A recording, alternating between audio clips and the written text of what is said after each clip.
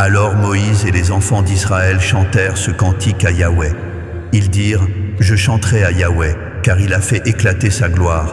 Il a précipité dans la mer le cheval et son cavalier. Yahweh est ma force et le sujet de mes louanges. C'est lui qui m'a sauvé. Il est mon Dieu, je le célébrerai. Il est le Dieu de mon Père, je l'exalterai.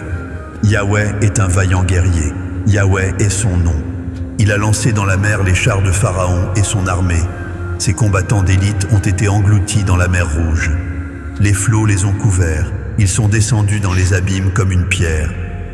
Ta droite, ô Yahweh, a signalé sa force. Ta droite, ô Yahweh, a écrasé l'ennemi. Par la grandeur de ta majesté, tu renverses tes adversaires, tu déchaînes ta colère, elle les consume comme du chaume. Au souffle de tes narines, les eaux se sont amoncelées, les courants se sont dressés comme une muraille, les flots se sont durcis au cœur de la mer. L'ennemi disait, je poursuivrai, j'atteindrai, je partagerai le butin, mon âme se rassasiera d'eux, je tirerai l'épée, ma main les détruira. Tu as soufflé de ton haleine, la mer les a couverts, ils se sont enfoncés comme du plomb dans les eaux profondes. Qui est comme toi parmi les dieux, ô Yahweh? Qui est comme toi, magnifique en sainteté, digne de louange, opérant des prodiges? Tu as étendu ta droite, la terre les a engloutis. Par ta miséricorde, tu as conduit ce peuple que tu as racheté. Par ta puissance, tu le guides vers la demeure de ta sainteté. Les peuples l'apprennent et ils tremblent. La terreur s'empare des habitants de la Philistie. Les chefs d'Édom s'épouvantent. Un tremblement saisit les guerriers de Moab. Tous les habitants de Canaan tombent en défaillance. La crainte et la frayeur les surprendront. Par la grandeur de ton bras, ils deviendront muets comme une pierre, jusqu'à ce que ton peuple soit passé, ô Yahweh, jusqu'à ce qu'il soit passé, le peuple que tu as acquis.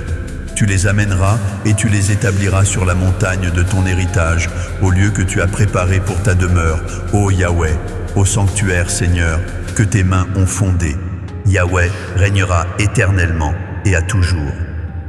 Car les chevaux de Pharaon, avec ses chars et ses cavaliers, sont entrés dans la mer, et Yahweh a ramené sur eux les eaux de la mer.